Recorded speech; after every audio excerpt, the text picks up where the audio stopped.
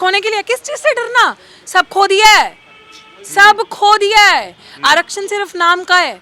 Privatise हो गई universities, बिक गई एजुकेशन, संस्थाएं सरकारी सब बिक गई, अस्पताल बिक गए, रेलवे बिक गया, तो बचा क्या? सिर्फ नाम का।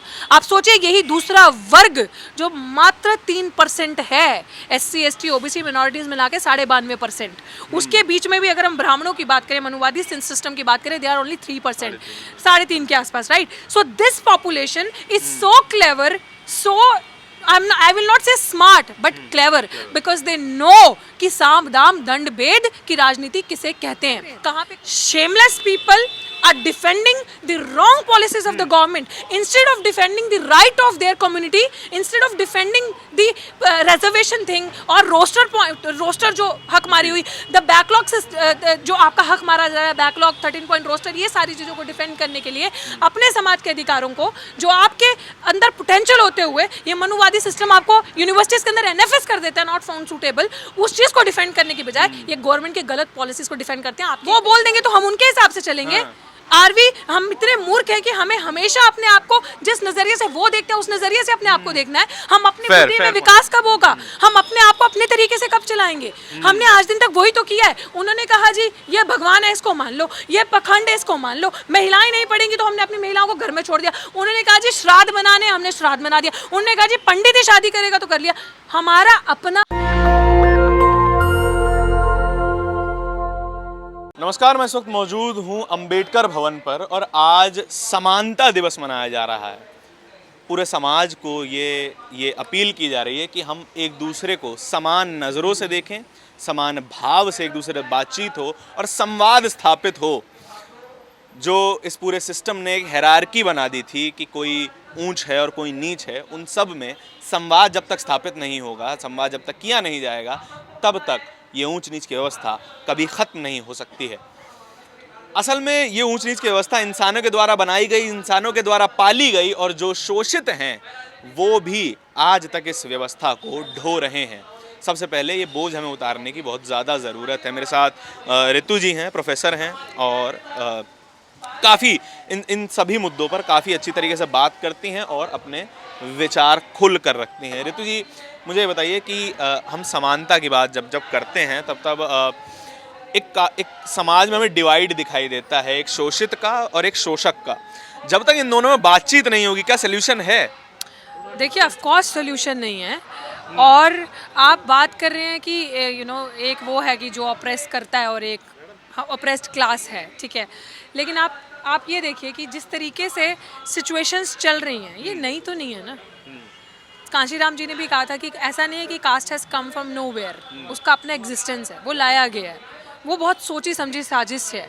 कुछ ऐसे लोगों ने उस चीज़ को लाया गया है। ये जो हायरार्की की आपने अपनी इंट्रोडक्शन में बात करी ना, they wanted to maintain that hierarchy अपने सुख के लिए, क्योंकि जो उस टाइम के शासक थे या जो उस टाइम के चालाक लोग थे ना, जिस टाइम पे ये सारी जातिवादी या ये सारी चीज़ों को, मानसिकता को बढ़ावा दिया उन लोगों ने, उन लोगों को समझ में आ गया था कि राज करने में क्या मज़ा है और दूसरे का शोषण करने में क्या लुत्फ आता है, और कितना अच्छा लगता है जब डिवाइड एंड रूल करके आप एक हो जाओ और दूसरे को से सारा गंदा काम, सारा मैला काम उनको पढ़ने नहीं दो, उनको एक क्लास इस तरीके की बना दो कि जिनसे सब कुछ छीन लो, उसका एक अलग ही मजा है। तो ये वो एक स्ट्रक्चर रहा है सोसाइटी का जो बहुत देर से चलता आया है। वो सत्ता को मेंटेन करने के लिए था या फिर कोई और कारण भी था? डेफिनेटली सत्ता को मेंटेन करने के लिए भी था। That will be a big reason कि सत्ता को मेंटेन करने के लिए एक ऐसा, एक सेकेंड यहाँ पे देखना है भाई, क्या करूं मैं? अभी तूने बोला सामने मैं इंटरेक्ट, पता नहीं, मैंने आपको पहले कहा था कि ऐसे लगा लो कि मैं इंटरेक्ट इसी से कर पाऊंगी, ठीक है? दोबारा सवाल करें, मेरे दिमाग से लिंक ब्रेक हो गया, वही फ्लो खराब हो जाता है। तो जो सिस्टम की आप बात कर रही हैं, क्या वो महज सत्ता को मेंटेन किए रखने के लिए, सत्ता अपने हाथ में रखने के लिए था, या फिर इसका कोई और कारण भी हो सकता है? देखिए, सत्ता को मेंटेन करने के लिए ऑफ कोर्स ये चीज़ थी कि जो रिसोर्सेज, जो चीज़ें हमारे पास है वो हमारे पास रहें हमारी, क्योंकि आपको पता है कि अगर ये दलित आदिवासी पढ़ लिख गए, इनके पास अधिकार आ गए, ये समझ गए, या महिलाएं जागरूक हो गई, पढ़ लिख गई, तो हमारी तो दुकान बंद हो जाएगी ना। जो एक दुकान चल रही थी, क्योंकि कांशीराम जी का आप अगर स्टेटमेंट याद करो तो मुझे बड़ी सारी चीज़ें याद आती है कि बहुत अच्छा कहा था कि ब्राह्मणों का, आई डोंट रिमेंबर एग्जैक्टली, लेकिन मैं उनका भाषण सुन रही थी, उन्होंने बहुत अच्छी बात की थी कि जैसे नाई का बाल काटने का एक धंधा है ना, वो उसका धंधा है ना, और डॉक्टर का धंधा हो गया दवाई देना, इसी तरीके से ब्राह्मण का भी धंधा है पूजा पाठ करना, ही करना, आपकी जेब काटना। तो वो एक धंधा खत्म हो जाएगा ना अगर आप जागरूक हो गए। तो उस चीज़ को मेंटेन रखने के लिए एक हायरार्की को बनाए रखा कि वो अगर एक हायरार्की बनी रहे समाज में, आपके हक में छीनती रहूं, आपको मूर्ख बना रखूं, आपके अंदर से क्षमता सवाल करने की कैसे पैदा होगी जब आप पढ़े लिखे ही नहीं होंगे। तो आप अगर आप देखो, आपको ये चीज़ सोचने की जरूरत है आज के भी युवा को, जो आज समानता की बात भी कर रहे हैं, हम यहाँ पे आके आपसी सिनर्जी की बात कर रहे हैं कि तालमेल बढ़ना चाहिए, समानता की, इट इज़ नॉट समथिंग कि नई कोई चीज़ है। अरे सोचो इस चीज़ पे, आज भी हम बाबा साहिब अम्बेडकर कब पढ़ लिख गए, कब कॉन्स्टिट्यूशन लिखा, और इतने साल हो गए, still we are talking about समानता। इट मीन्स कि हमने अपना फर्ज ही नहीं निभाया। खासकर बाबा साहिब ने भी कहा था ना, मुझे पढ़े लिखे लोगों ने धोखा दिया समाज के, तो this is what is happening. और वो बहुत सही कहा था, क्योंकि पढ़े लिखे लोग ही ना जो समाज के, वो अपना फर्ज भूल गए। उनको समझ में ही नहीं आया कि हमारी रिस्पॉन्सिबिलिटी क्या है। उन्होंने कहा कि मैं और हमारे दो, बस हम 2-4 लोग हैं परिवार के, वो लोग खाएं, बाढ़ में जाए समाज, अपना काम बनता, बाढ़ में जाए जनता। वो लोग इस फिलॉसफी पे चले।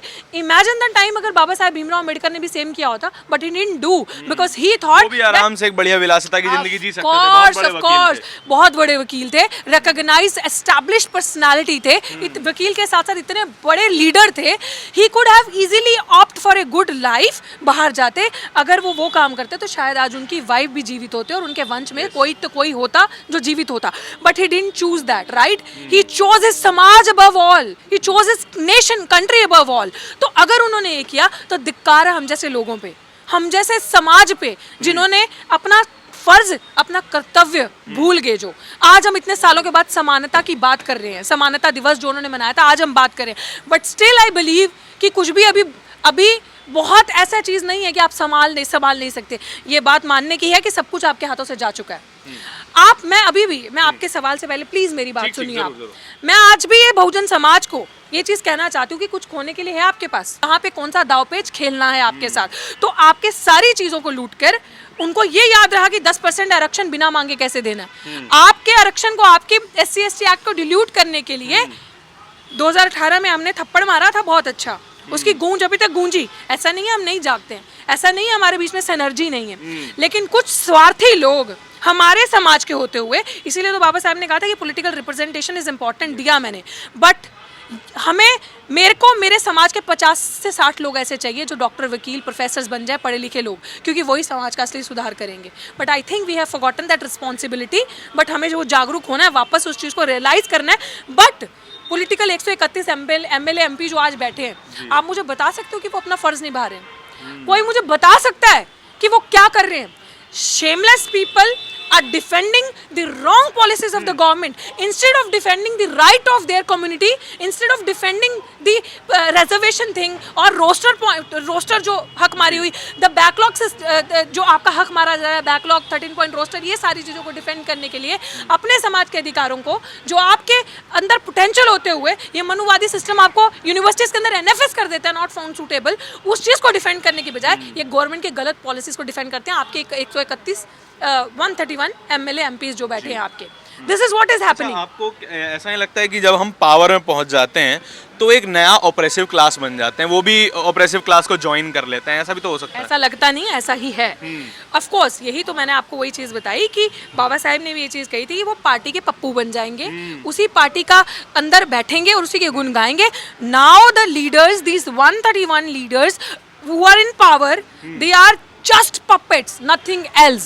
You cannot expect any single thing that if something is happening with you, जोलौर की घटना हुई, अगर आपका पानी पिया या आपके साथ रेप हो रहा है, आपका गला कट रहा है, मूछ रखने पे आपको मारा जा रहा है। अभी हिसार में एक दलित लड़के को मार दिया, उसके ऊपर प्रोटेस्ट किया और उन्हीं लोगों को मारा। तो आप एक्सपेक्ट ही नहीं कर सकते these people will come out from their cocoons and they will talk about you. They'll talk I mean, like, for justice even, they'll not stand with you.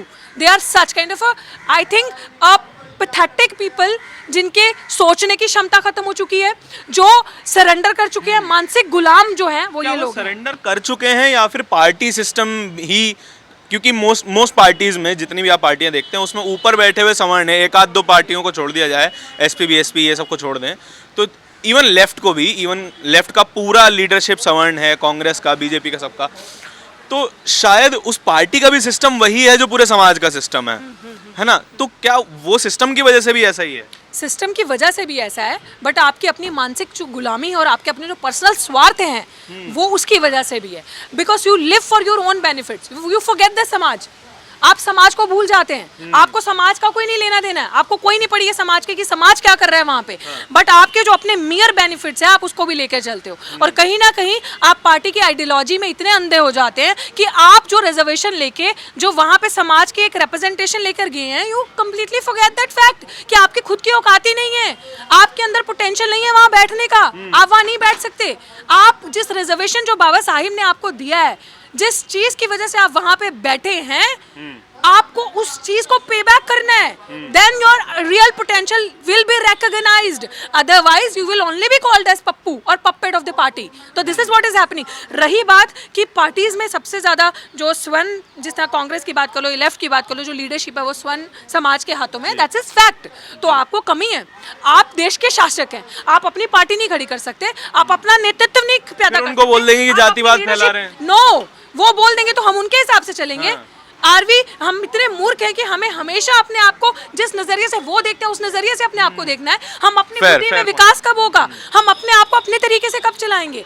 हमने आज दिन तक वही तो किया है। उन्होंने कहा जी ये भगवान है इसको मान लो, ये पखंड है इसको मान लो, महिलाएं नहीं पढ़ेंगी तो हमने अपनी महिलाओं को घर में छोड़ दिया। उन्होंने कहा जी श्राद्ध बनाने, हमने श्राद्ध बना दिया। उन्होंने कहा जी पंडित ही शादी करेगा तो कर लिया।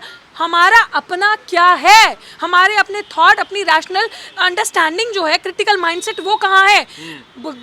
भगवान बुद्ध ने क्या कहा था कि आपका अपना क्रिटिकल माइंडसेट होना चाहिए, फ्री विल है, never accept anything as it is, question करो, आर्ग्यू करो, तो सवाल कीजिए। सवाल ही सब कुछ, सारा समाधान तो सवाल का ही है। अच्छा आप मुझे बताइए, आज आप पत्रकार हैं, आज आप इंडिपेंडेंट प्रेस हैं, क्यों चला रहे हैं आप इंडिपेंडेंट प्रेस? और मैं अपने फ्रीडम से क्यों बोल रही हूँ? क्योंकि मेरे अंदर बुद्धि का ज्ञान गया, मेरे अंदर किताबों का बुद्धि में विकास हुआ, आपके अंदर भी वो हुआ, तो हम सवाल कर रहे हैं, इसलिए हम खटक रहे हैं। ऐसे ही सारा बहुजन समाज सवाल करने लगे। अगर वो 131 एमएलए एमपी जो बैठे हैं वो सवाल करने लगे सत्ता में, पूछ ले मोदी जी से आरक्षण क्यों दिया 10%? क्या जरूरत थी? आपने जो 3000 साल आरक्षण दिया है, ऑलरेडी लिया है मुफ्त में। वो कह रहे हैं सवर्णों भी गरीब हो सकते हैं, हमने रिप्रेजेंटेशन के लिए कास्ट बेस दे दिया, अब इकोनॉमिक बेस दे देते हैं। इकोनॉमिक बेस रिजर्वेशन होता ही नहीं है। इकोनॉमिक बेस रिजर्वेशन जो है वो आपकी अपनी नाकामी है, सीधी सी बात है। तो फिर उन्हें हेल्प कैसे किया जाए? कैसे किया जाए? रोजगार पैदा किया जाए। सरकार की रिस्पॉन्सिबिलिटी है टू जनरेट एम्प्लॉयमेंट। आप अदानी को दूसरा नंबर का अमीर इंसान बना देंगे इस देश में, और आप बात करते हैं कि आप इकोनॉमिक, मतलब सवर्णों समाज को जिन्होंने 3000 साल बैठ के आराम से रिजर्वेशन खाया है, आप 10% रिजर्वेशन उनको और देते हैं। इसमें तो शर्म आनी चाहिए दलित बहुजन समाज के लीडर्स को कि आपकी हकमारी हो रही है। और अगर आपको एम्प्लॉयमेंट पे काम करना है, गरीबों का अपलिफ्टमेंट करना है, तो जनरेट एम्प्लॉयमेंट। आप बजट पे काम कीजिए, आप एजुकेशन पे बजट दीजिए, आप इस तरीके के रोजगार लेके आइए कि हर गरीब के घर पे आपको फ्री राशन बांटने की जरूरत ना पड़े, हर एक के पास कारोबार हो, हर एक के पास रोजगार हो। कोई यहाँ पे जो कोरोना काल के चलते हुए जिस तरीके से अनएम्प्लॉयमेंट का रेट बढ़ा है, लिटरेसी का रेट बढ़ा है, ड्रॉप आउट रेट बढ़ा है, भुखमरी के कगार पे जो देश एक उस पे आ चुका है, हाशिए पे आ चुका है, तो वो नहीं होगा अगर आप इन चीजों पे काम करेंगे। You don't have to do it, you just need to divide and rule. This is what your total politics is all about. धर्म की गंदी राजनीति, अच्छी राजनीति is what you are doing, and our नेताज are falling prey to that stupid राजनीति। जब हम जातिवाद की बात करते हैं कि हमें कहानियां बड़ी सुनाई जाती हैं कि कोई हमें पानी नहीं पीने देता था, कोई हाथ नहीं लगाने, छूता नहीं था, परछाई पड़ जाए तो नहा लेते थे। तो नए ज़माने का जातिवाद क्या है? क्योंकि हम शहरों में ये सब तो नहीं देखते हैं अब, है ना, नए तरीके का जातिवाद आप किस तरीके से देखती हैं? Thank you for this wonderful question. I really respect that question and I would like to answer कि अब आपके साथ जो छुआछूत है ना, जो अनटचेबिलिटी है, वो आपको ऐसे नहीं करेंगे देख मुझे छूना मत, या मैं तेरे खाना नहीं खाऊंगी, बिकॉज देर आर लॉज. तो उनको इतना पता है कि सिस्टम है, SC/ST एक्ट है, लॉज है, तो आपको गंदे शब्द अगर बोलेंगे, आपके साथ इस तरीके से करेंगे तो you will be punished. But the pedagogy of this total discrimination और अनटचेबिलिटी, ये इस तरीके का जो है वो चेंज हो चुकी है. आज जो मेथड है ना, जो परफॉर्मेंस है, जो पेडागोजी है, वो बदल चुकी है. वो आपको सामने से कुछ नहीं करेंगे, वो आपको पीछे से काटेंगे. जो एग्जाम्पल आपके सामने खड़ी है डॉक्टर रितु सिंह, जो डॉक्टर रितु सिंह के साथ हुआ, आज शायद आपको 2 साल पहले की घटना पता होगी जो मेरे साथ हुआ था दिल्ली विश्वविद्यालय में, जो मेरे पे एक आरोप लगाया गया था कि I am not a good teacher. मैं क्लास में दलित नॉन दलित की बात करती हूँ, मैं क्लास में टॉपिक पे नहीं रहती हूँ. ये एक एनोनिमस चिट्ठी इस दौलत राम कॉलेज की मनुवादी प्रिंसिपल ने मेरे अगेंस्ट झूठी चिट्ठी बनाई, जिसके ऊपर ना किसी बच्चे के साइन थे, ना किसी बच्चे का नाम था. उस चिट्ठी को मेरे अगेंस्ट यूज किया, हाई कोर्ट में यूज किया, parliamentary committee for the welfare of SC/ST में यूज किया, SC कमीशन में ये इस्तेमाल किया. जब सवाल आया कमेटी से, कमीशन से, कि आपने एक चिट्ठी के आधार पर किसी टीचर को कैसे निकाल दिया, किसी दलित समाज की होनहार शिक्षिका को जिसने PhD की है, जो नेट क्वालिफाइड है, जो मास्टर्स फर्स्ट ग्रेड में है, उसको कैसे निकाल दिया आपने एक एनोनिमस चिट्ठी के आधार पे. तो वो चालाकी से 2 पेज और लगा देती हैं कमीशन के अंदर. देखिए, this is the new form of discrimination. आपको कैसे काटा जाएगा, कि कैसे आपके खिलाफ षड्यंत्र रचा जाएगा. तो वो जो 2 पेज लगाती हैं, उन 2 पेज के अंदर क्या साजिश होती है, 35 बच्चों के फर्जी नाम लगा देती हैं मेरे अगेंस्ट. ये मैं लाइव लिव्ड एग्जाम्पल हूँ. उन 35 बच्चों को प्रूव करने के लिए कि ये फेक हैं, मैं कोर्ट जाती हूँ, और मैंने कोर्ट में पहले तो FIR करवाती हूँ SC/ST के अंदर. उस बहुत मुश्किलों के बाद 7 घंटे DCP के पास बैठने के बाद FIR होती है. तो FIR जब हो जाती है तो SC/ST के अंदर इन्वेस्टिगेशन होती है. पहला IO जो मुझे दिया, वो दिया प्रकाश शर्मा जी. अच्छा. उन्होंने 2 महीने तक टाइम काटा, कुछ किया नहीं, कहा केस में मेरिट नहीं है. दूसरा IO जो दिया, दलित को दलित के अगेंस्ट सामने खड़ा कर दिया. IO वो दे दिया अपने समाज का. अब वो IO साहब डर रहे हैं, ऊपर से बहुत प्रेशर है, अरेस्ट नहीं करूंगा. मैंने पूछा सर क्यों नहीं करोगे? ये एक बहुत बड़ी समस्या है कि हम डरते बहुत हैं. ऊपर से प्रेशर है कि ये मैंने कहा सर पूछे तो सही, ये 35 बच्चे कहाँ से हैं? किसने साइन किए ये 35 बच्चे? पूरे कॉलेज से रिकॉर्ड आ जाता है कि पूरे कॉलेज के रिकॉर्ड में ये 35 बच्चे नहीं है. अच्छा. इन्वेस्टिगेशन के दौरान पता चल गया. आज ये स्थिति है, 4 दिन पहले 17 तारीख को उस एक्यूज्ड दौलत राम कॉलेज के प्रिंसिपल के अगेंस्ट चार्जशीट जमा हो चुकी है. चार्जशीट जमा हो चुकी है और बहुत सारी SC/ST एक्ट की धाराएं लगी हैं, लेकिन IO साहब उसे अरेस्ट नहीं करेंगे. क्यों? क्योंकि जाति एक तो ऊंची, दूसरा ऊपर से प्रेशर है. भैया ये कौन सा ऊपर से प्रेशर है, हमें भी बता दो. जहां डॉक्टर रतन लाल को एक लाइन लिखने पे अरेस्ट कर देते हैं, जहां ये बहन पीछे खड़ी है निर्देश सिंह, एक बात बोलने पे आप इन पे FIR कर देते हैं, जहां हमने प्रूव करके दे दिया आपको. अब इससे ज्यादा और क्या करे? अब मेरी आपसे पत्रकार होने के नाते, मीडिया होने के नाते, बहुजन समाज की बेटी होने के नाते अपने समाज से एक विनती है हाथ जोड़कर. मैंने ऐसा कोई बड़ा समाज का लीडर नहीं है जिसको टेक्स्ट नहीं किया, मैसेज नहीं किया. आप प्लीज उनका इंटरव्यू कीजिएगा कि डॉक्टर रितु ने 17 तारीख को 4 दिन पहले आपको इन्फॉर्म किया कि उनके केस की डेवलपमेंट.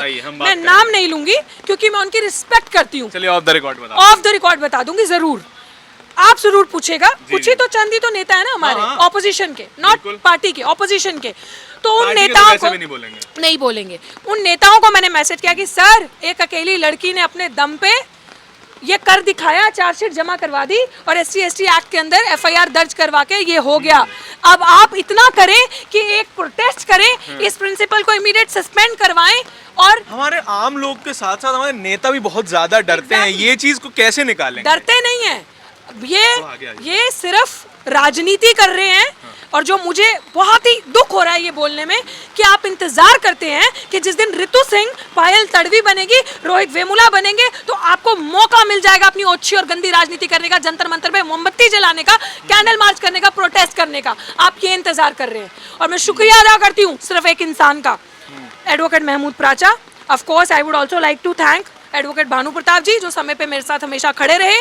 बट मेजरली जो मेरे समाज के एडवोकेट महमूद प्राचा, बहुजन समाज के एडवोकेट, जिन्होंने इतना मेरा साथ दिया और टाइम बाय टाइम आके मेरी लड़ाई लड़ी, हर स्टेप पे गाइड किया, और आज इस लेवल तक हम पहुंचे और एक मिसाल कायम हुई दलित बहुजन बच्चों के लिए कि डरना नहीं है. अपनी समानता के लिए, अपनी इक्वालिटी के लिए, अपने राइट्स के लिए खुद आपको लड़ना है। You don't have to fear. और फियर भी किन से? डरपोकों से हमें डरने की ज़रूरत नहीं है। जस्ट आपको सही गाइडेंस की ज़रूरत है। और डॉक्टर रितु सिंह, चाहे आप मिसाल कहें चाहे आप कुछ कहें, हमेशा आपके साथ खड़ी रहेंगी। कहाँ पे अगर आपको मेरी ज़रूरत पड़ेगी, एक बारी मुझे कॉल करें, मैसेज करें। चाहे वो कोई भी पीड़ित शोषित समाज, स्वर्ण समाज का भी शोषण हुआ होगा, अगर कुछ तकलीफ हुई होगी बहन बेटी के साथ, तो मैं उनके लिए भी खड़ी रहूंगी। लेकिन मेरे समाज की जिम्मेदारी सबसे पहले मेरे कंधों पे है, मैं उनके लिए खड़ी रहूंगी। अब देखती हूँ, आई एम लुकिंग फॉरवर्ड कि मेरा समाज मेरे लिए क्या करता है। देखिए, आपको ये सारी बातें जो भी लगी हैं उनसे आप सहमत असहमत हो सकते हैं, जो कि सहमति और असहमति बहुत ज़्यादा ज़रूरी है। जब हम संवाद खत्म कर देते हैं तो न्याय की उम्मीद खत्म हो जाती है। आपको एक और बात बहुत ज़्यादा ध्यान देने की ज़रूरत है कि डरना नहीं है। बाबा साहब ने एक बात कही थी कि मैंने उन लोगों की भी लाशें जलती देखी हैं जिन्होंने सिर्फ ये सोचकर संघर्ष नहीं किया कि कहीं मारे ना जाएं। हद से हद क्या होगा, मारे जाएंगे, वो तो वैसे भी मरना है। पूरी बातचीत के बारे में आपके विचार जो भी हो, मैं कमेंट सेक्शन में ज़रूर बताएं। कैमरे के पीछे मेरे साथी आशीष के साथ नेशनल दस्तक के लिए धारण की रिपोर्ट। धन्यवाद। नेशनल दस्तक की आपसे गुजारिश है कि अगर इसको बचाना चाहते हैं तो नेशनल दस्तक को सब्सक्राइब करने के लिए रेड कलर के सब्सक्राइब बटन को दबाएं, फिर बेल आइकन की घंटी दबाएं। नेशनल दस्तक को बचाने के लिए बहुत जरूरी है कि हर खबर को शेयर करें, लाइक करें, कमेंट जरूर करें।